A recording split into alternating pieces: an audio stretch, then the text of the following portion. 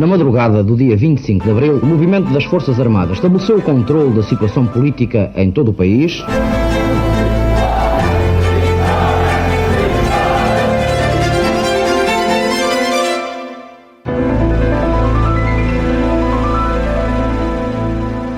Olá, bem-vindos a um novo episódio de A História Repete-se, com Margarida de Magalhães Ramalho. Olá, Margarida. Olá, Lourenço.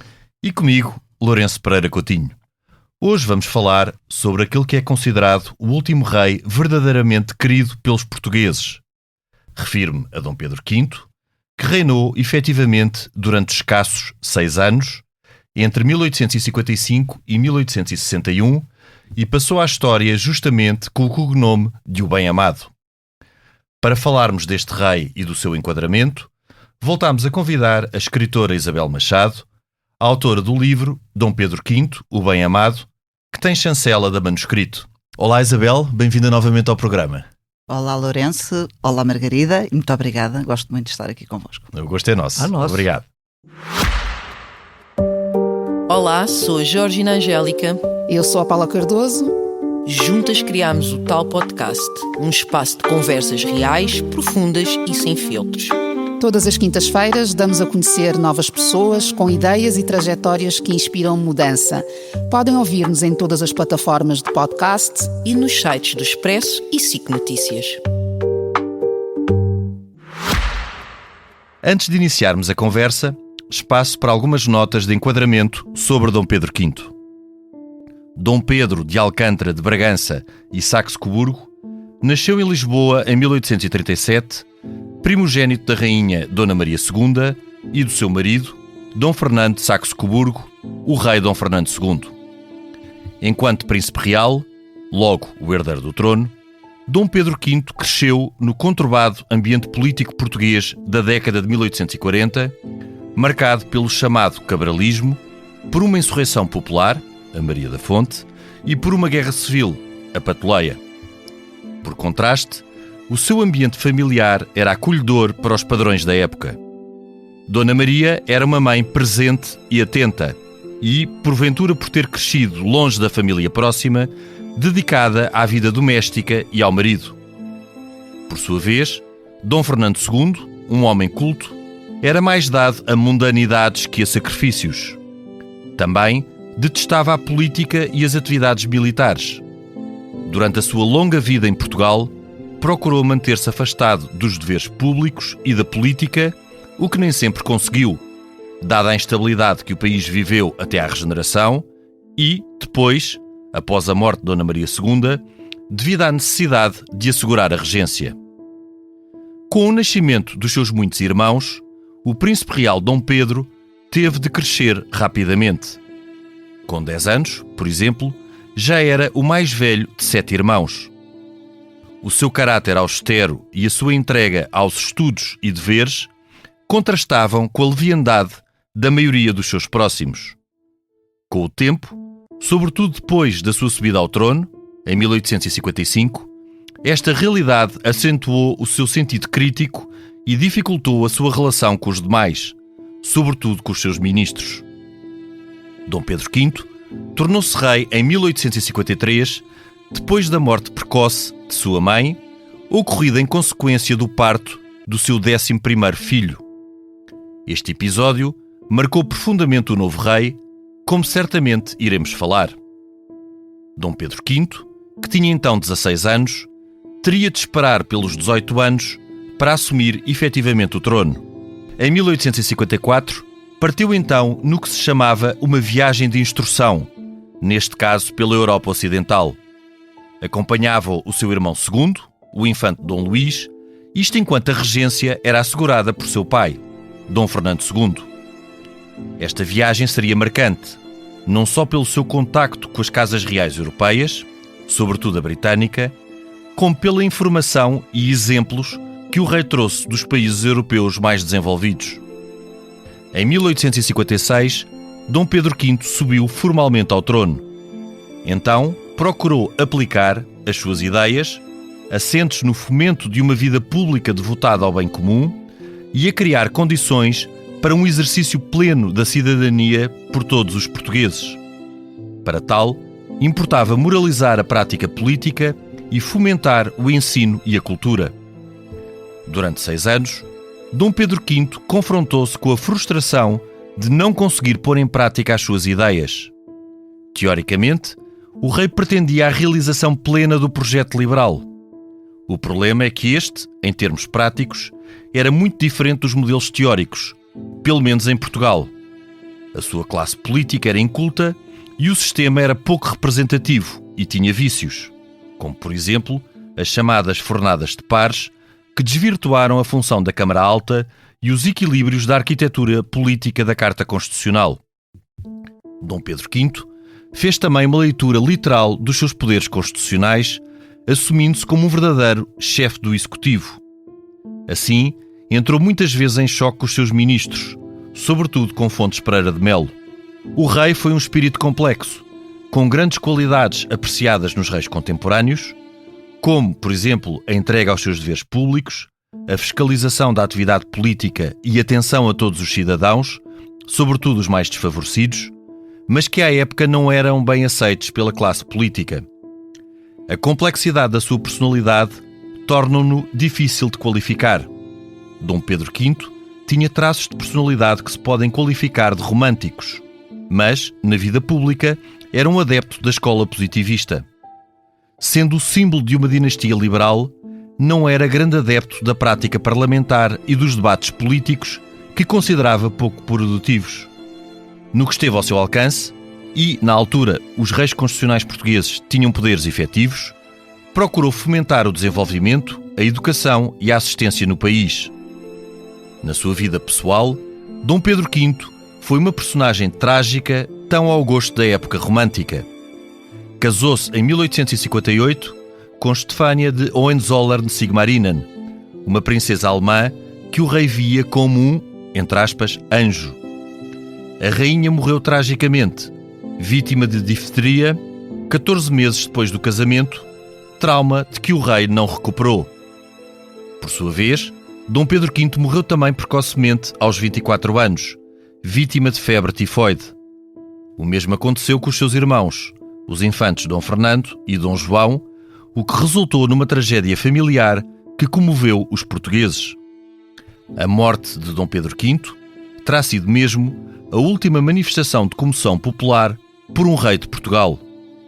Fica a interrogação do lugar que ocuparia na história caso o seu reinado tivesse sido mais longo. Isabel, e não fazendo uma história hipotética, de facto era um rei que tinha, obviamente, potencial, era bastante novo e tinha ideias e procurava-as pôr em prática.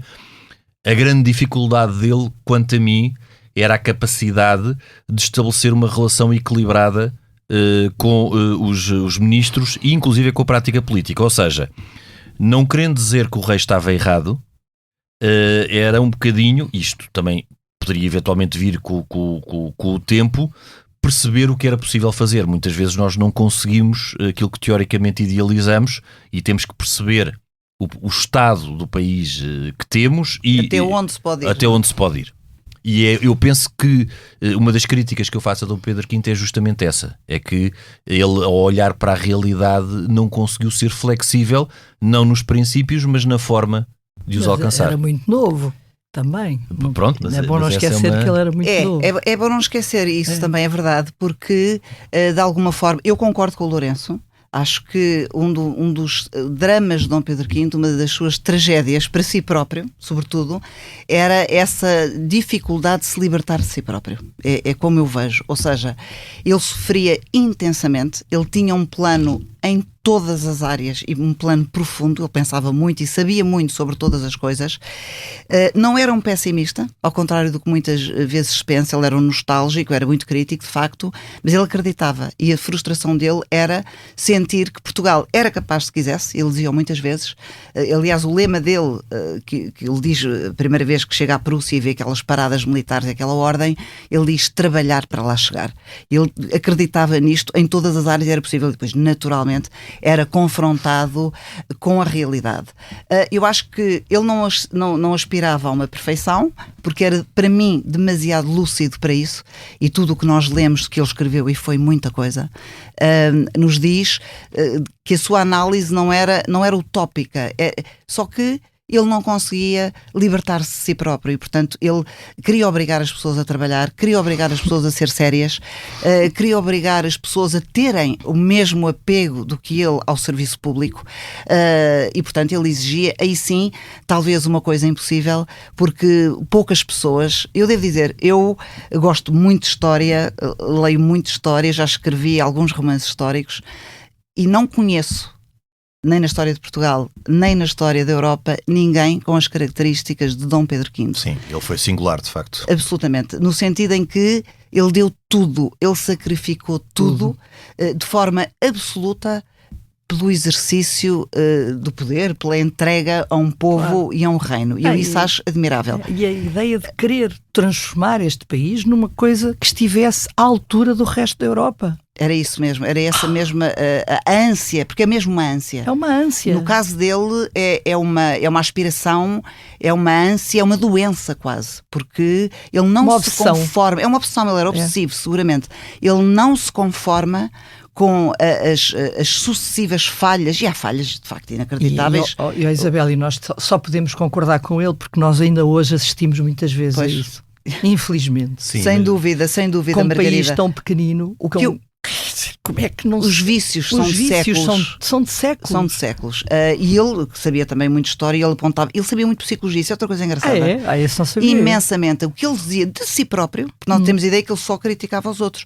O que ele dizia de si próprio... Não, ele também se critica. Mas ao nível de um divã de psicanálise antes do tempo. Aliás, a psicologia estava a começar na altura. Estava a começar, e ele, que também lia sobre isso, é preciso ver que Dom Pedro V lia sobre tudo, desde filosofia política, história, até romances, tudo. Tinha uma cultura humanista, de facto. Uma cultura humanista vastíssima, e ele a criticar-se a si próprio é curiosíssimo. Aliás, as cartas ao tio, ao Príncipe Alberto, é de facto, dá-me ideia que é quase essa tal relação de terapeuta. Sim, o Príncipe Alberto, e temos de falar nele mais tarde, mas o Príncipe Alberto foi o pai, de facto, o pai que Dom Pedro V não teve em Dom Fernando II e o Dom Pedro V, o filho que o Príncipe Alberto não teve. No tem seu o Bertie, primogênito tem o Bertie, que é o futuro Eduardo VII. Exatamente, mas não era a mesma coisa. Agora, eu queria só dizer uma coisa, acrescentar, Lourenço, desculpa, é que a Margarida, no final da sua intervenção, disse uma coisa: ele era muito novo. E há também aqui, evidentemente, o idealismo, porque há um lado também romântico, apesar do seu pragmatismo, há um enorme lado romântico nele, de acreditar no ser humano e acreditar nas pessoas e nos portugueses. E eu acho que ele, apesar de tudo, flexibilizou um bocadinho, e nomeadamente com Fontes Pereira de Melo, que é uma altura que ele percebe, ele diz, eu preciso dele. Isabel, de qualquer maneira, em 6 anos de reinado, se nós olharmos bem, ele fez imensas coisas. Muitas coisas. Conseguiu fazer uma universidade, a Universidade de Letras em Lisboa, que não existia, aumentou o número de escolas, fez o Hospital Dona Estefânia, tratou de uma quantidade de coisas. O Hospital Militar do Porto também quer dizer, o Observatório Astronómico da Ajuda, que ele vai buscar um russo, depois são portugueses. Ele tinha outra coisa engraçada, os seus projetos eram todos de uma profundidade, de uma visão extraordinária. Ele, de facto, estudava os casos, via os casos na Europa, mas ele não decalcava. Que é ele adaptava. Pensava neles. Pensava profundamente, que é uma coisa também muito curiosa e muito moderna. Eu não vou adaptar, ele dizia, não, isto funciona na Prússia, isto funciona na Rússia, temos que adaptar, isto funciona na Inglaterra, mas isto tem de ser adaptado. E isso vê-se ao pormenor na Faculdade de Letras, por exemplo, que é o curso superior de letras, que ele tem, é preciso ver, ele concebe aquilo durante anos, e porque paga ele do seu bolso. Ele paga do seu bolso. É preciso dizer que os reis constitucionais tinham um salário, e que não era assim tão grande em Portugal. Ele deu logo 20% do seu salário ao Tesouro do Reino desde o primeiro dia. Portanto, ele pagava estas iniciativas todas. O próprio Observatório Astronómico da Ajuda, todas as escolas que fazia, o Hospital Dona Estefânia, uma parte, é evidente que depois também veio o voto de Dona Estefânia, mas tudo isto, ele, por exemplo, o Hospital Dona Estefânia e todos os outros projetos, ele estava envolvido ao mais ínfimo pormenor. Desde os solos, e estava rodeado de grandes cientistas portugueses, ia buscar a Europa, aos cuidados de enfermagem. É verdade que ele pede contacto com a Nightingale, que era, enfim, a grande referência da enfermagem da época. Por acaso acho que ela não lhe dá grande... Isabel. De início não, mas depois já falamos disso, porque até Florence Nightingale se rende ao projeto do rei, que era absolutamente extraordinário. Mas começa por... Deixa-me só contar isto, depois nós esquecemos. Eu acho que Dom Pedro V tinha outra coisa muito engraçada, não tinha filtro. Falava sempre muito calmamente. É engraçado, ele era um tímido, nunca levava a voz. Aliás, ele testava isso em Fontes Pereira de Mel, que ele levava sistematicamente a voz. Mas ele era... sendo tímido e cuidadoso e amável a falar, e há vários testemunhos que o comprovam, não tinha filtro, que o torna extremamente engraçado, que eu acho que ele tem um humor totalmente involuntário. É a falta de filtro que lhe dá isso. E a Florence Nightingale, ele pede ajuda, é o príncipe Alberto que o ajuda e que manda vir o arquiteto, porque aqui toda a gente achava que era impossível, não é? E ele diz: eu quero os cuidados de enfermagem para estas crianças pobres, o melhor que há no mundo. E a Florence Nightingale, que tem um lado muito arrogante, nunca se fala estas figuras beneméritas. Exatamente. São sempre intocáveis. São sempre santificadas, mas não é totalmente verdade. Ela tinha um lado muito arrogante. E quando houve aquilo, a primeira vez do príncipe Alberto, pensa: Portugal. O quê? Aquilo claramente. E o príncipe Alberto diz portanto, com alguma calma, e o Dom Pedro V responde furioso, mas responde ao tio exatamente com estas palavras: querido tio, diga à senhora, diz que não percebe a quem se destina ao hospital, que não é nem para adultos, nem para cães. Portanto, ele falava assim, e depois manda um plano detalhado e ela fica absolutamente rendida e vai dar, de facto, o seu apoio. Só para contrabalançar essa ideia de acompanhar ao detalhe, ao pormenor, estas iniciativas. Ele fazia o mesmo com os ministros. De que maneira? Que era uma coisa que os ministros, que enfurecia os ministros, não é? Perguntar, por exemplo, estou-me a lembrar de uma vez em que ele pergunta, penso que foi ao próprio, não sei se foi ao Fontes Pereira de Mel, o preço por quilómetro de rail quando se estava a fazer na construção de um caminho de ferro. Portanto, ele levava a sério a sua função constitucional de chefe do Executivo, interferindo na governação e nestas questões práticas.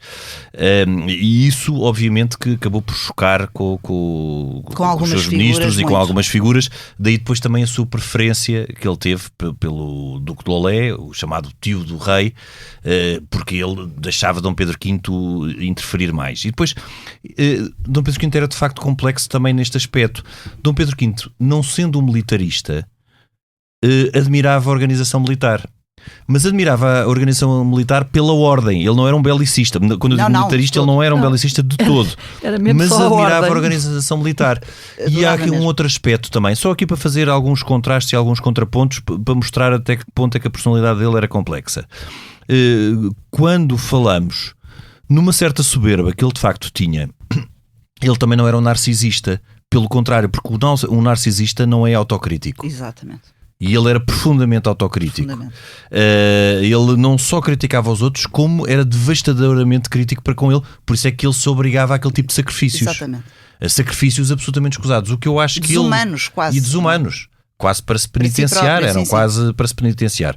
O que eu acho que ele não tinha, e isto até depois por comparação com o que vai ser o reinado do seu irmão, que era igualmente bastante novo quando sobe ao trono, Dom Pedro V não está preparado. Tinha 24 anos quando morre, e Dom Luís tinha 23 quando sobe ao trono.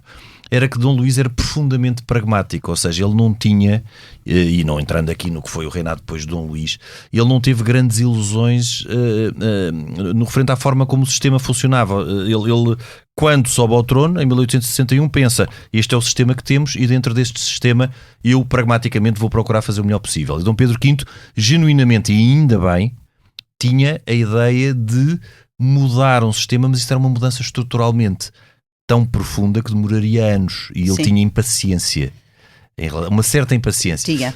Isabel, só para não monopolizar mais tempo, vou só contar aqui um episódio muito, muito pequeno também, que vai ao encontro do que disse. Ele, quando tinha 16 anos, já tinha o posto de general de brigada, por o posto honorífico de general de brigada, até porque já era rei. Até eventualmente já era de general de divisão, não sei, mas ele envia para o Estado-Maior tinha 16 anos, anonimamente, não sei se conhece este episódio, um plano detalhado para o exército português em que assina um oficial-general do exército português. E este plano é discutido no Estado-Maior. Quem é que é este general que envia um plano tão detalhado e tão profundo, e depois vão perceber que era o jovem rei de 16 anos. É verdade, ele sabia muito também sobre a organização militar, como o Lourenço disse aí, não era de todo um militarista, era um pacifista de toda a forma, mas ele admirava a ordem, sim, mas não só, eu acho que ele percebeu, e que eu acho que não se percebia muito na altura em Portugal, havia algum idealismo, e as Forças Armadas estavam numa miséria absoluta, já há bastante tempo. As guerras civis, claro, desde mal equipadas, as pessoas que estavam à frente, ele vai mexer em muita coisa nas Forças Armadas, até na lei do recrutamento militar, que ele também critica, diz que só fogem os que podem, vêm os que não são capazes, vêm só os desgraçados, e depois, por outro lado, também só sobem os que podem. Claro. Portanto, isto tem que ser mais justo, acabou mais com a punição, democrático mesmo. Acabou com as punições corporais aos soldados. É verdade. Equipou-os, ele às tantas tratava das espingardas, mandava pedir modelos para a Inglaterra, das botas, que eles tinham as botas rotas, tudo e mais alguma coisa. Mas eu acho que ele viu outra coisa mais à frente. Ele dizia, e há uma frase que ele diz muito interessante, quando ele vai ao Museu do Louvre, com 16 anos, aliás com 17, porque ele na primeira vez havia peste, ele não conseguiu fazer a viagem toda a Paris, teve que se reunir a correr com Napoleão III só uns dias, e quando vai a Paris com 17 anos ele vê aquilo tudo várias vezes ao Museu do Louvre, porque ele trabalhava de manhã à noite até em viagem, e o Dom Luís adormecia, bocejava, ele dava coisas, dizia vai para casa dormir, isto é uma vergonha. Era até um bocado bully com o irmão. Ele ficava desesperado, ele dizia, mas tu tens de merecer o privilégio que a vida nos dá, tu tens de trabalhar. Ele escreve uma frase extraordinária que é, depois de vermos estes despojos de guerra, que ele começou um diário, quando é impossível a sociedade dos amigos da paz negar uma evidência, que a guerra está na natureza dos homens. E ele tinha essa capacidade de ver que... Tinha essa lucidez. Imensa lucidez, que a Europa do século XIX, que é um imenso tumulto, mas há aqui nesta altura ainda...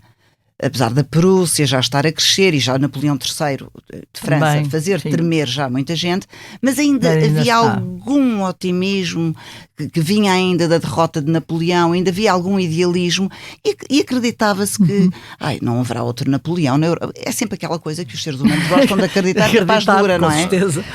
E ele tinha essa noção muito, muito clara de que um país, ele diz isto quando depois Portugal é efetivamente ameaçado por Napoleão III e que o governo fica a dormir durante, a propósito de um episódio de tráfico de escravos. De tráfico de escravos em Moçambique, e o governo não pede, apesar da insistência do rei, imediatamente a mediação internacional. Claro. Portugal tinha toda a razão, e por cima a Europa dá-lhe a razão, e os portugueses estão a dormir, o governo em lutas internas, não é? E ele escreve, na altura, o Sá da Bandeira, ministro da Guerra, depois desta tragédia, Portugal ainda por cima é humilhado, uma indemnização brutal, vieram os vasos de guerra aqui de França, e ele escreve o Sá da Bandeira e diz: não é vergonha ser pequeno, mas é vergonha não querer ser grande. Claro. E era isto. Ele dizia, mas porquê é que nós temos de estar sempre neste marasmo e nesta miséria e aceitarmos esta miséria? Sim, nesta maldicência. E em relação a isso, esse episódio, que no fundo acabou por ser um bocadinho quase que uma repetição de uma coisa que tinha acontecido no reinado de Dom Miguel, que entra a armada francesa por aqui dentro, sem praticamente nenhuma fortificação da Barra do Tejo, dispararam um tiro, porque não estavam apetrechadas, e isto tem a ver com uma questão que é muito portuguesa. No século XVI há um italiano que vem, um espião que está ao serviço de Itália, fazer alguns relatos sobre Portugal, nomeadamente sobre a parte da fortificação, e que refere qualquer coisa como: só vendo o estado em que esta nação tem as suas fortificações para perceber que ela não é feita para a guerra nem para qualquer coisa organizada. Este drama... Se diz muito. Porque este drama vai acontecer ao longo do tempo. Nós, em termos da história da fortificação, nós assistimos ao descalabro, sempre que se entra em momentos de paz, as coisas caem. Exatamente. Tiram as pedras, deixa de haver parlamento, ou deixa Usam de haver, as pedras para construir outra casas. coisa, depois fica lá a viver a família do sargento, enfim. E isto estava a acontecer no reinado de Dom Pedro V outra vez. Mais uma vez, já depois da reorganização do Conde de Lippe, de toda aquela tentativa de tentar, no final do século XVIII, de criar um exército como deve ser. Depois passa todo o período, enfim, das lutas liberais e toda aquela desgraça. E deitam-se a dormir, como ele dizia muitas vezes, que era mesmo. Aliás, ele dizia: eu vou aos quartéis para pôr na ordem os cavaleiros indolentes. Sim. Isso é uma coisa engraçada. Há aqui mais um ponto, é que o exército nessa altura, o que é gravíssimo para a disciplina, estava partido por lealdades, que é um problema que vem da Guerra Civil. Havia os apadiguados de Saldanha, Terceira, Sá da Bandeira, portanto não havia um comando e uma hierarquia que era obedecida, haviam lealdades. O exército dividia-se muito por lealdades e isto é muito típico, é um caudilhismo muito típico de países de Portugal, de países pequenos e pobres e pouco menos desenvolvidos. Agora há um outro ponto. E aí, depois deixa-me só dizer uma coisa, não esqueça o que vai dizer o Lourenço, e isso é uma das razões para que Dom Pedro V, não justificando esta coisa de ele escolher os chefes de governo que o deixavam trabalhar, digamos assim, mas há uma preocupação muito grande em Dom Pedro V, que é essa precisamente. Ele tem medo de determinadas figuras que são endeusadas, nomeadamente Saldanha, e depois tem medo de Fontes Pereira de Melo, é por isso que ele nunca o convida também para chefe do governo. O que é curioso, porque é um dos poucos que faz. E ele tem admiração por ele nisso, e também eu acho que Fontes Pereira de Melo tinha pelo rei, mas havia ali uma antipatia pessoal mesmo. E no fundo havia uma sombra um do outro, não é? Claro, eu acho que é um bocadinho de uma forma mais pessoal. Mas eles é um viam como o único capaz de fazer a diferença. Ia dizer há um aspecto muito interessante em Dom Pedro V que tem a ver com algo normalmente contraditório, é que no fundo Dom Pedro V era um realista na forma como ele via o mundo. Eu concordo. Portanto, não era um sonhador nem um utópico. De todo. Ele tinha muito a noção do país que tinha e das pessoas que estavam à sua volta.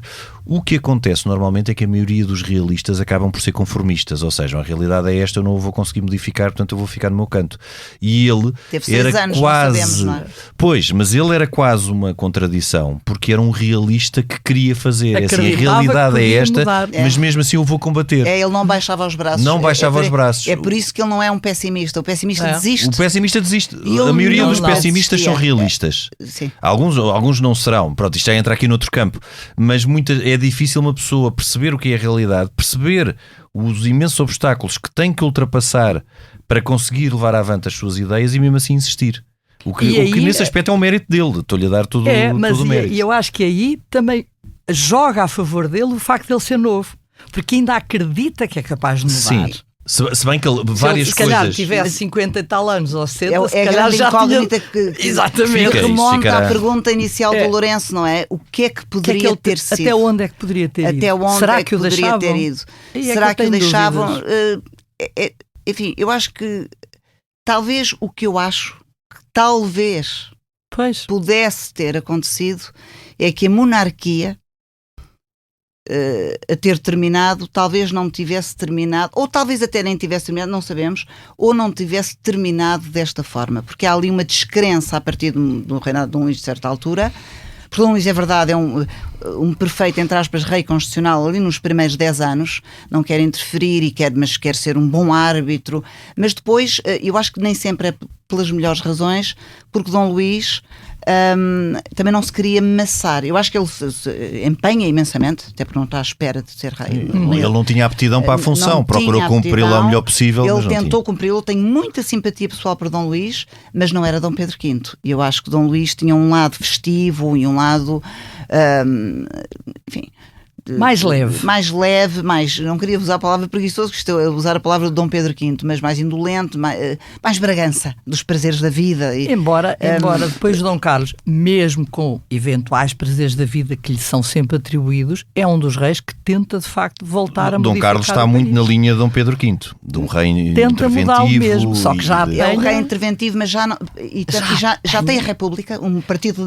republicano no Parlamento, penso eu, posso confirmar. Há de chegar chegar já tinha a meio. entrado? Não está. Ainda não está? No reinado de Dom Carlos tinha. Eu acho que Entra já está. depois. Que entra em com Dom Luís ainda, 4 deputados, mas não tenho a certeza. Sim, foi. Portanto, já havia um partido republicano. Na década de 80 já existia existiu. deputados republicanos. Agora, o que se passa é que havia os chamados vícios do sistema, que eram estruturais. Desde logo, por exemplo, a questão da Câmara dos Pares, e era uma coisa que se falava durante toda a década de 50, falou-se na reforma da Câmara dos Pares, em que um rei, se quisesse ser verdadeiramente efetivo, quer dizer, a pessoa não consegue parar o vento com as mãos, e eventualmente, se Dom Pedro V tivesse conseguido congregar, isto é sempre no campo das hipóteses, não é?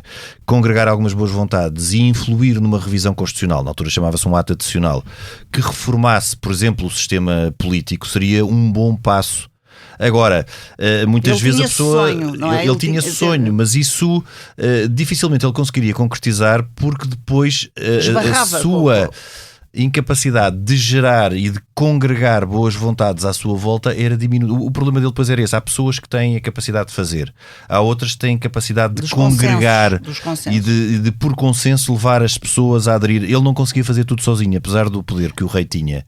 Ele não conseguia, por exemplo, modificar. Ele fez uma coisa durante muito tempo, e desde o início do seu reinado, que foi: eu não vou nomear fornadas de pares. Exatamente. Para os nossos ouvintes, já falámos várias vezes no programa, as fornadas de pares eram expedientes que os governos usavam para reforçar na Câmara Alta uma falta de apoio que poderiam ter na Câmara Baixa, porque na Câmara Baixa as dinâmicas e a forma como se agrupavam politicamente eram muito voláteis, e muitas vezes haviam dentro dos partidos grupos que decidiam, e portanto nessa altura era preciso na Câmara Alta um reforço do governo sob pena de cair. Ia só o rei e o rei aí uns pares do reino. E isso era desvirtuar a Câmara dos Pares. Esse foi um dos grandes problemas do sistema, foi desvirtuar a Câmara dos Pares.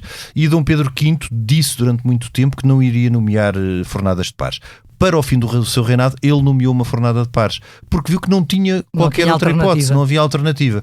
Outro dos problemas, e falando só no sistema político, era a falta de representatividade daquele sistema, ou seja, os partidos representavam, porque o que é que era no fundo o sistema liberal? Aquilo que o Dom Pedro V defendia que devia ser o sistema liberal era algo de teoricamente muito válido, que era o exercício da cidadania, e um exercício consciente e passa a redundância, cívico, que contribuísse para o bem comum. O que se passava na prática é que o exercício do poder, tanto legislativo como executivo, estava nas mãos de grupos que pouco ou nada representavam, nem ideologicamente, nem sociologicamente. Portanto, esta falta de representatividade e alguns problemas da própria estrutura do sistema levavam a que, para um rei conseguir fazer qualquer coisa, tinha que ser agregador. Algo que eu penso que Dom Pedro V, que era muito voluntarista, não iria conseguir. Isso fica a dúvida, claro. Eu acho que ele tinha a noção, não é? E daí o seu grande empenho na educação e na formação das pessoas, porque eu acho que ele percebia isso, pois não conseguia ultrapassar-se a si próprio, de certa forma, mas ele tinha noção que com aquelas pessoas não se ia a lado nenhum. Mas tinha que ser com elas. Mas tinha que ser com elas. Ele acreditava profundamente, e aí é que é uma pena não sabermos o que é que com as décadas, porque com 18 anos, meu Deus, ele podia ter reinado 40, 50 anos mais. Sim. Com alguma facilidade. Sim, embora eu duvide, porque a forma como ele trabalhava, acho que ele ia acabar por morrer cedo, como o Príncipe Alberto também morreu, por excesso de trabalho, etc. E a educação é um dos grandes pilares da atuação de Dom Pedro V. Eu acho que é uma coisa, a modernidade do seu pensamento, não só o curso superior de letras, evidentemente, que não existia em Portugal, que é uma coisa inacreditável. E lá está, ele quando foi à Universidade de Oxford, ele também criticou a Universidade de Oxford. Não se pense que ele não ficou extasiado. Logo, excesso de alunos, não funciona assim, em Portugal vai ter de ser de outra maneira. Mas não só a intervenção dele deu-se assim que subiu ao trono, precisamente porque ele achava, e a sua ligação ao povo é uma coisa que temos de falar, e a sua humanidade, há uma questão aqui que é muito importante. Quando ele vai em plena epidemia de cólera visitar as pessoas aos hospitais, que é uma coisa extraordinária. Não, isso é uma coisa extraordinária. Portanto, há um grau de empatia, de sensibilidade, de humanidade em Dom Pedro V que é muito raro e que eu também nunca vi em ninguém. Sim, e é muito contemporâneo, ou seja, e põe-no muito na contemporaneidade, porque isso é esperado dos reis hoje em dia. Exatamente. Não é? Que façam que estejam próximos.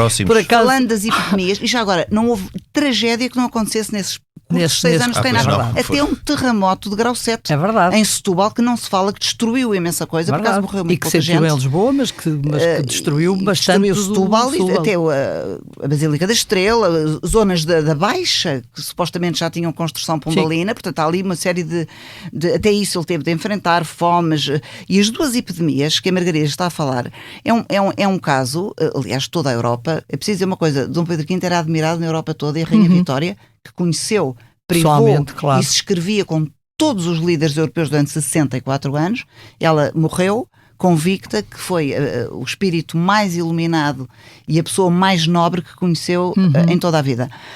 E as epidemias, e nós hoje sabemos o que é uma epidemia, portanto estamos dentro do assunto, vêm duas seguidas, logo no primeiro, segundo e terceiro ano de reinados, que é a cólera e depois a febre amarela, toda a gente foge, não é? Menos o rei.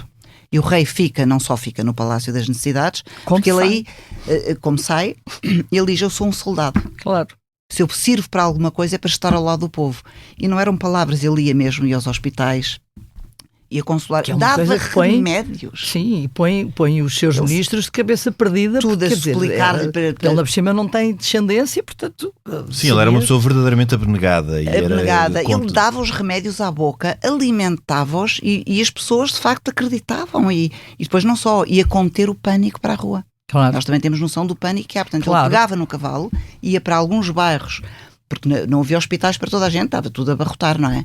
Morreram milhares e milhares de pessoas. Sim. Depois ele vai também tentar resolver os órfãos, que são centenas de órfãos. É outro problema que ele tem, que vai ter a mais. Que vai fundar asilos e depois vem as tais Irmãs da Caridade, que é outro enorme problema. Depois vais transformar num problema político. Um problema político que acaba por ser, grave. Por tabela, uma forma de não se criticar o rei. Porque após a regeneração há um pacto e há um consenso de não se fazerem críticas diretas ao rei, como acontecia no tempo de Dona Maria II, e para não se criticar o rei, critica-se desde logo que é uma causa da esquerda a Câmara dos Pares e também da reintrodução das ordens religiosas em Portugal. Pois, que essa é a dúvida. Há ou não é preciso dizer que não foi o rei que decidiu isso, foi o Marquês de Lolé, apoiado. Sim, governo. Mas claro que o rei assina, não é? Era um governo do Partido Histórico, portanto. Claro, mas o rei olhava de uma forma, lá está, humanitária, sobretudo, e pragmática. E pragmática, que se não fossem as Irmãs de Caridade, quem é que ia tomar conta? Ele dizia, isto está tudo muito certo, mas ele era muito cauteloso. Aliás, o único problema que ele teve com Dona Estefânia, que ele amou desvairadamente, apesar de uma forma platónica, mas desvairadamente, era esse. Portanto, Dona Estefânia vinha de um mundo muito erudito do Düsseldorf, onde havia a Ordem das Irmãs Ursulinas, dedicadas à educação de mulheres, e ela vem com este enorme idealismo e não consegue compreender que em Portugal era um problema político grave. A introdução das ordens, e o Dom Pedro faz aí de facto e enfrenta e tenta ser árbitro, e é uma coisa que ele dizia muito engraçada e muito moderna. Ele dizia mesmo, eu odeio beatos. Eu odeio tanto beatos como radicais anticlericais de esquerda. Claro. E isto é uma coisa muito moderna, não? Ele dizia... E muito equilibrada. E muito equilibrada. E de tal maneira que ele diz, tem que se resolver, estas freiras vão ter de sair. E de tal maneira ele percebe isso, que quando está a organizar o corpo de enfermagem para o futuro Hospital Dona Estefânia, ele envia uma carta ao Príncipe Alberto, extraordinária, em que ele diz, mais ou menos... mais uma vez, tem de enfrentar os radicalismos de Portugal, tenho a nobreza e os direitos conservadores, os beatos, a quererem que sejam freiras, e eu não quero freiras. Porquê? As freiras vão ter de sair, portanto, iam ficar ao hospital sem corpo de enfermagem a prazo, garantidamente. Pois. Eu quero um corpo profissional. E deu imensos problemas com a nobreza e com os conservadores, porque o rei recusou-se e deixou nos estatutos do hospital que não queria freiras. Portanto, lá está mais uma vez a visão que ele tinha, é isso que eu admiro acima de tudo. E a sua imparcialidade neste aspecto que é difícil de conseguir. Completamente. Por exemplo, a aposta na educação é uma aposta claramente da esquerda monárquica, ou foi durante muito tempo da esquerda monárquica, historicamente foi desde os setembristas, depois até o programa do Partido Republicano, passando por Dom Pedro V, há uma linha de continuidade de aposta na educação e na formação primária, na formação universitária. Nós já vimos aqui no outro programa. E o Dom Pedro V está nessa linha. Com o Henrique Leitão, de facto, desde a saída dos jesuítas que tinham os colégios, praticamente tu não tens educação em Portugal, senão a partir da regeneração. Portanto, Sim. há um lapso gigantesco de apoio ou de investimento na educação, que também, no fundo, nunca ajudou. Começa a partir O ensino daí. secundário, o que E hoje se depois chama outra ensino coisa, secundário, não existia. que era uma grande preocupação de Dom Pedro V, e por isso é que ele depois também ele lança primeiro a Escola Real de Mafra, portanto ele Também, paga, dá. é verdade. E há um livro, e vale a pena ler, sobre a Escola Real de Mafra, que se compra no Palácio de Mafra, onde se vê, ele lança imediatamente assim que sobe ao trono. Ele sobe ao trono em setembro e a inauguração é em dezembro. O regimento daquela escola É muito engraçado. é uma maravilha, e a modernidade de Dom Pedro V. Portanto, ele naturalmente funda, diz quais são as disciplinas, paga aquilo tudo, dá as instalações e visita constantemente a escola. E vai aos Com exames, duas assistir, tudo mérito aquilo. e recompensa. E logo até a ideia de criação, a educação é mesmo uma das grandes áreas e que E que ele mais tem essa admiração percepção. causa. Sim. Ele tem essa E percepção. ele diz, de isto não é facto. uma escola para pobres só. Isto é engraçado, porque ele diz, não, é uma escola de mérito. Naturalmente não é uma escola para a nobreza, mas qualquer pessoa que tenha mérito, e havia exames até psicológicos, digamos assim, avant la lettre, dos alunos que entravam, podia ser um desgraçado filho de um camponês, como o filho de um oficial, por exemplo. Claro. Isso era uma das coisas, e que eu acho uma ideia também bastante avançada, não é? Não é só para os pobres, é para quem tem Isso era mérito. profundamente liberal, politicamente liberal. Profundamente Não é? liberal. O cidadão com Um dos mérito. que vai ser aluno da escola de Mafra é o Tomás de Melbrenner. Vai começar sério? por ser aluno da escola. Não é que ele tenha sido um bom aluno nessa altura, mas sim, ainda é um frequentador. Mas mais tarde, naturalmente, portanto, ele entra não é muitos sim, anos ele mais nasceu tarde. em 63, portanto Já depois da morte da morte do Dom Pedro V. Mas Ele vai dizia outra coisa, usufruir deixa-me só disso. dizer isto, que eu acho isto delicioso. E ele visitava a escola, ia às reuniões, e depois, uma vez por ano, era ele que ia dar os prémios e o alento, e fazia discursos extraordinários, acreditava nesta recompensa. Para empolgar os alunos. Para empolgar os alunos, ele ia lá pessoalmente, os pais iam todos, e ele dizia uma coisa, e está escrito esse discurso, ele dizia, eu peço-vos uma coisa, não venham só à escola, a dirigir-se aos pais. Quando eu cá venho, não venham só ver o rei, venham ao longo do ano participar nas atividades dos vossos filhos. Uma grande modernidade. Uma modernidade extraordinária. Venham ver o que eles fazem, até para os próprios pais se empolgarem, para não tirarem as crianças da escola, muitos deles pobres, Se punham a tiveriam manhar para- os campos, etc. exatamente. Portanto, mas esta ligação escola-família, que ainda hoje não se consegue fazer, e está na ordem É do um dia, facto. já ele preconizava.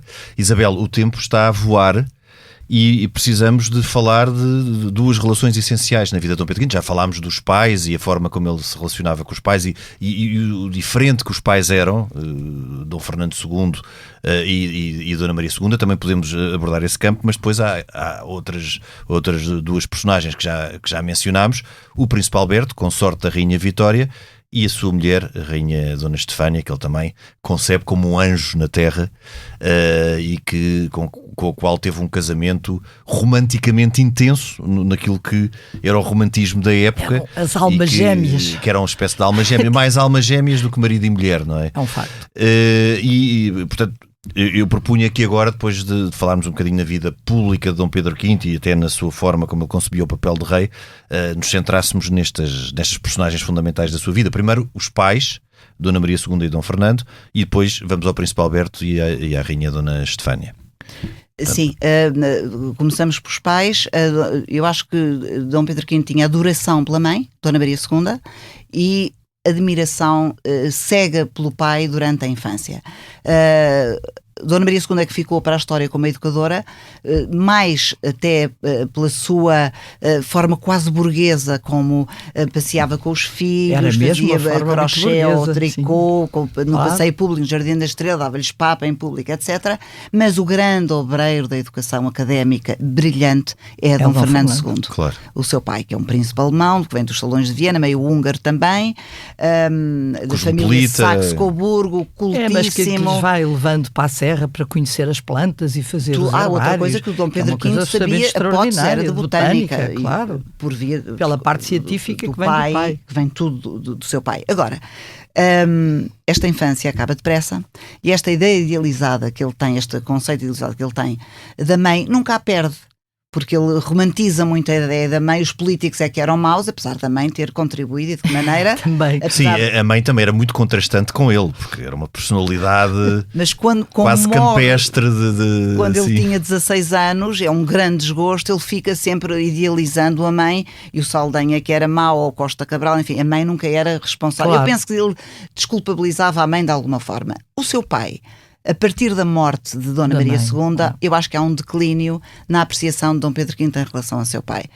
Eu acho que ele precisava, ou teria querido que o pai continuasse a adorar a imagem da mãe. Exatamente, por um lado isso, portanto ele tem um enorme desgosto e choque.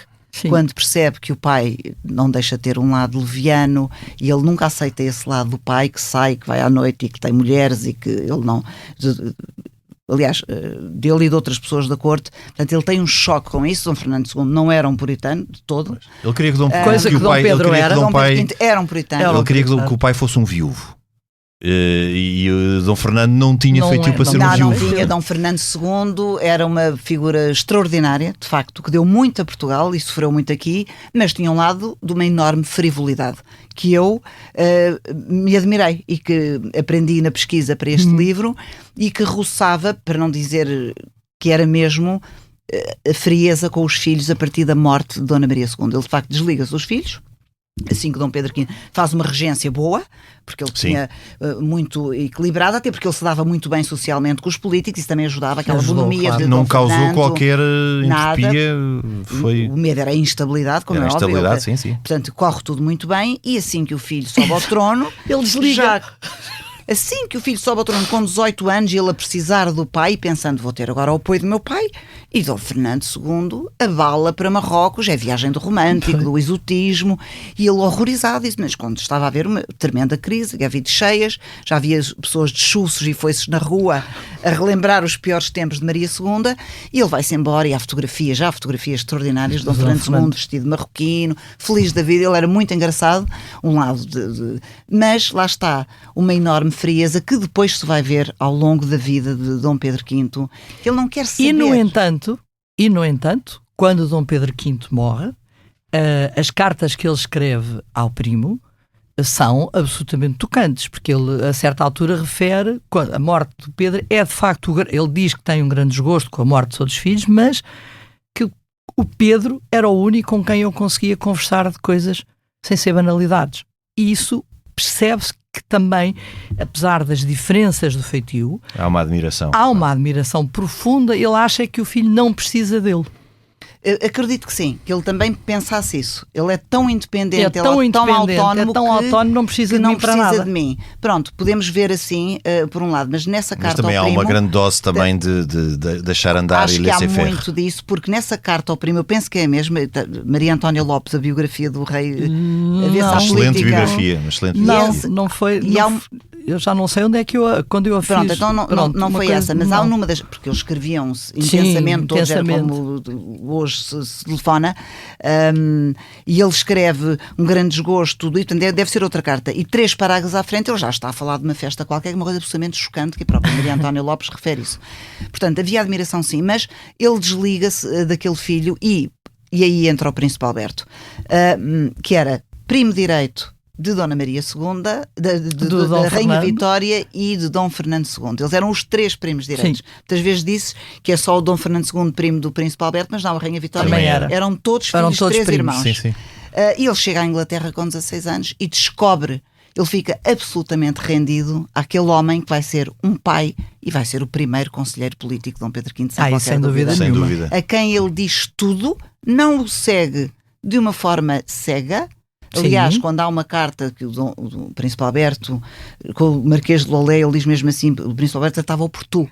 As cartas eram em francês ou em alemão, também há o tu, mas o Dom Pedro V, que era rei, tratava-o por tio, na terceira pessoa. É engraçado isto. E ele faz uma pergunta extraordinária, que é: o que é que está a fazer o mais indolente dos teus governos? Tens de os pôr a trabalhar, eles que olhem para ti. E o Dom Pedro V diz: o querido tio desta vez não tem razão. Ele sabe lá o que é reinar em Portugal. Que é reinar em Portugal. Ele sabia, mas quer dizer, ainda tinha alguma tinha uma ideia vaga. Portanto, há ali uma ligação intensa de pai para filho, autenticamente pai para filho. Eu não tenho É assim, eu acho que se calhar todos nós que temos filhos gostaríamos imenso que os nossos filhos fossem os nossos melhores amigos e vice-versa. Mas normalmente isso não acontece.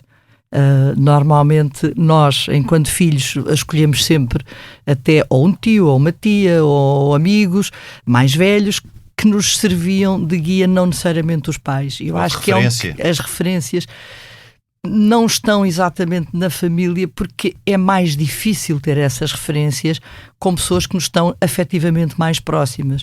E o tio ele conheceu, mas está sempre longe, é sempre por carta, é muito mais fácil. É mais fácil de idealizar também. Sim. Posso entender isso, mas a profundidade e o tamanho daquelas cartas, claro, são e a maneira sim. como ele e o Príncipe Alberto também o repreendia muito. É verdade. Que é uma coisa também do pai. Também tem essa coisa. E diz, manda-me o teu horário. Exatamente. E ele manda-lhe o que é que tu fazes? Como é que é o teu dia? Já descansaste? E depois, portanto, é preciso dizer uma coisa, o Príncipe Alberto tem um desgosto de tal maneira quando sabe da morte de Dom Pedro V, naturalmente que já estava doente há muitos anos, mas ainda trabalhava, e ele entra numa depressão, porque apanha uma constipação, entra numa depressão que deixa de comer e morre um mês depois. E morre aparentemente com febre tifoide também. Na altura dizia-se, mas hoje acha a conclusão que não. Sim, porque provavelmente há uma doença de Crohn ou até um cancro do estômago. Sim, mas provavelmente acelerou o desgosto que ele teve. Sem dúvida, acelerar. biógrafos da Rainha Vitória e sem dúvida a morte de Dom Pedro V. Depois, a Rainha Dona Estefânia é o grande amor, é a paixão. Ele agarra a carência afetiva de Dom Pedro V. É uma coisa notável. É uma coisa notável. E ele agarra-se àquela mulher como uma salvação, como uma lapa, e fisicamente também. Ele não conseguia estar muito tempo sem estar ao pé dela. E mesmo nas reuniões ao trabalho, ele dizia, chega à cadeira aqui, tens de estar a tocar fisicamente as pernas. De proximidade, não estamos a falar até de fisicamente em termos relações conjugais. Pronto, que é sempre um bocadinho mais uma conversa de revista cor-de-rosa, mas que no caso de um rei acaba por ter influência, porque um dado de Dom Pedro V, o objetivo é que Dom Pedro V não teve descendência. Esse é um dos enigmas, mas por acaso eu acredito que aquele perfil, aquela idealização e a repressão que ele se impunha a si próprio, ele escreve sobre o desejo, que é uma coisa muito... Ele próprio diz isto e também nos dá... Ele diz, toda a gente sabe que os reis têm desejos como todos os outros homens, e têm os meios para satisfazer todas essas paixões e esses caminhos erróneos, ou uma coisa assim que ele diz. Mas também é verdade que quanto mais elevada é a posição, maior é a influência do exemplo. Portanto, eu acho que ele se reprimiu sempre de tal maneira que eu acho que eles talvez precisassem de tempo. Provavelmente. Havia muitos bloqueios em Dom Pedro V. Tudo isto é bastante complicado, não é? A psicologia hoje explicaria melhor. Aquela ansiedade que também provavelmente matava a libido, não é? Aquela ansiedade, aquele trabalho constante. Até eventualmente aquele trauma que a Isabel refere no livro, de que foi a morte da mãe dele, não é? De parto. Exatamente. Ele depois também, tudo isso pode jogar ali numa cabeça complexa, não é? Tudo pode jogar. Nós não fazemos a mínima ideia o que é que terá, mas que se percebia que ele era um homem que se calhar teria beneficiado muito se tivesse feito uma psicoterapia. Sem dúvida. Provavelmente teria sido. Mas a Dona Estefânia fazia um pouco, ele próprio fazia a si próprio. Mas só que depois, enfim, também naquela época ele morreu com 24 anos e tinha muito jovem. Para ele era o peso de um país inteiro e das pessoas que ele amava de facto, o povo, e havia uma ligação de facto, como disse o Lourenço do princípio, talvez o mais querido, ou o último, como é que o Lourenço disse? Já não me lembro textualmente, mas terá sido muito querido. Ou que provocou comoção nos portugueses. A sua morte é porque tudo aquilo é uma tragédia de tal maneira que dá direito a confusões na rua. Depois porque não querem, de maneira, acham que eles até porque há acusações que ele foi envenenado. Este rei, Deus não queria, ele e os outros podia querer levar este rei tão amigo do povo. É por isso que o Dom Luís depois vai para o Palácio da Ajuda, porque eles não permitem que o novo rei fique nas necessidades. Porque acham que o palácio de alguma forma está amaldiçoado e ele tem que... Pois, é verdade. E vai para a ajuda, porque a ajuda... Inaugura, na verdade, quase praticamente, não é? Não teve... Mas não tiveram esse cuidado com o outro irmão, Dom João, que vinha de viagem com Dom Luís, tinham ido levar a última irmã ao casamento. É verdade. E o pobre Dom João morre um mês e pouco. Pois não é isolado. Não é isolado. Dom Luís é porque é rei, não é? Então, E Dom Augusto ficou com bastantes Ficou sequelas. com sequelas. não se sabe muito, não se fala muito dele, mas ele nem pôde casar. Não, mas portanto, o Dom Augusto vai morrer bastante mais tarde, velho, com um sim. problema de decoração. Mas percebe-se que é uma pessoa com algumas incapacidades. O que depois também vem ter uma coisa engraçada, que não tem muito para aqui chamada, mas acaba por ter graça, que o Dom Augusto vai estabelecer uma ligação muito privilegiada com a segunda mulher de Dom Fernando, com Elise Entler. é o único que a aceita, não é? Não só a aceita, Verdadeiramente. como lhe chama até ao fim da vida, minha querida mãe. Isso aí não há volta Ah, a que dar. interessante. Porque é aquilo que ele refere nas suas cartas, sempre quando, sobretudo depois da morte do rei Dom Fernando, que a Condessa de Edla acaba por ter passado por uma série de situações muito, muito complicadas, que não são justas, nem merecidas, diga-se passagem, mas o que é facto é que o Dom Augusto é aquele que está sempre do lado dela, que lhe oferece o Palácio do Alfeite, que é dele, porque ela é obviamente posta a andar das necessidades, e que diz sempre: a minha querida mãe foi a única mãe que eu conheci, porque ele não Ele tem praticamente ele era não dos tem mais ligação novos. nenhuma Não com teve- Dona Maria não teve- II. porque ele nem vive memória. sempre Sim. com eles, vive com eles e acompanha-os nas Portanto, visitas. sentiu ali um acolhimento e um apoio que não tinha tido. Não tinha Exatamente. tido. Isabel, o tempo chegou ao fim. Bolas. Voou.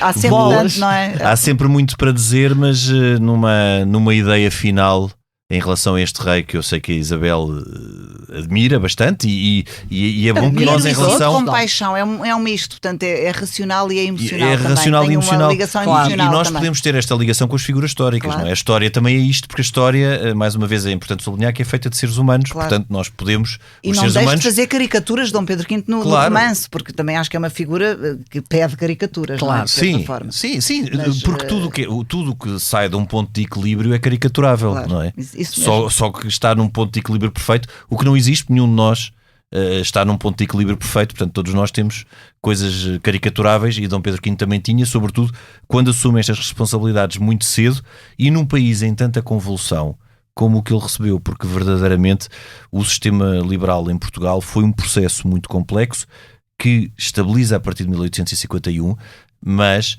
e a maioria das pessoas não tem esta ideia, porque depois fala-se também genericamente num longo tempo plano da regeneração, não foi assim. A década de 60, por exemplo, é uma década muitíssimo turbulenta em Portugal, e Dom Luís também terá desafios bastante sérios. Um dia vamos fazer um episódio sobre Temos Dom de Luís, fazer.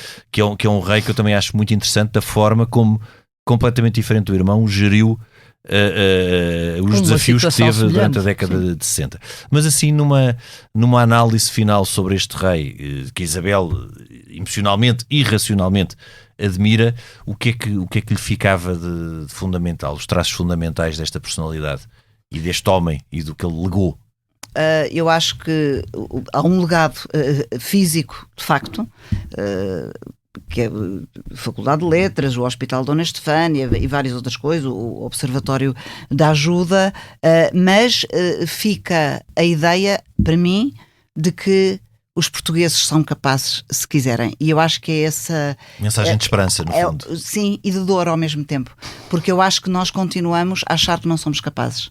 E isso é uma coisa que acompanha muito a história de Portugal, e não tem de ser assim. E eu acho que com Dom Pedro V acabou-se muito essa ideia de um timoneiro, mas de alguém que, apesar de toda a melancolia, apesar de tudo o que sofria, ele continuava sempre a acreditar. E eu tenho pena que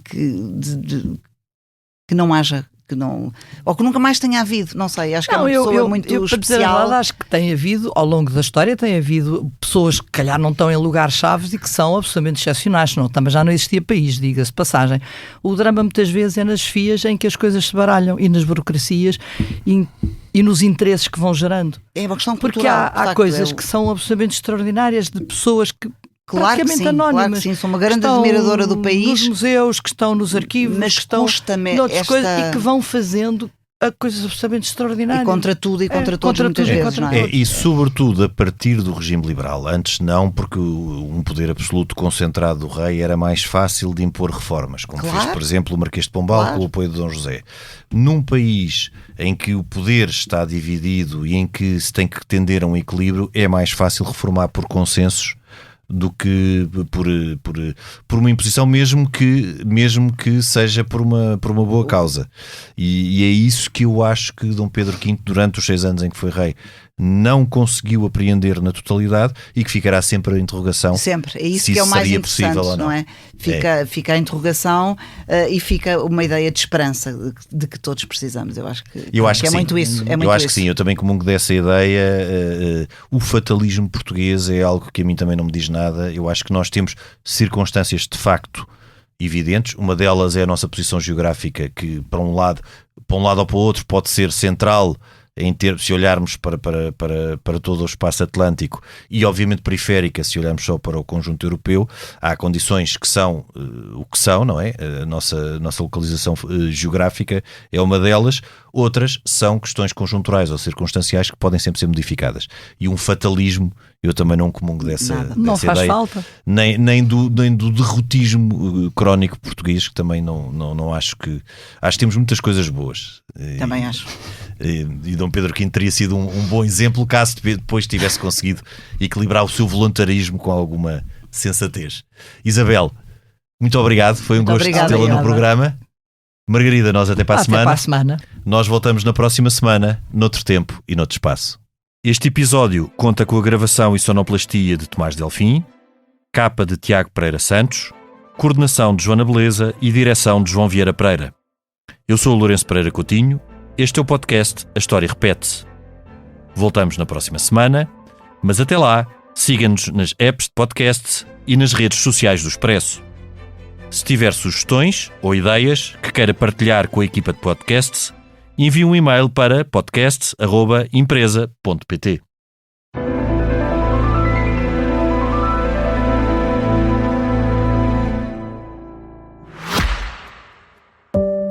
Olá, sou a Georgina Angélica. Eu sou a Paula Cardoso. Juntas criámos o Tal Podcast, um espaço de conversas reais, profundas e sem filtros. Todas as quintas-feiras damos a conhecer novas pessoas com ideias e trajetórias que inspiram mudança. Podem ouvir-nos em todas as plataformas de podcast e nos sites do Expresso e SIC Notícias.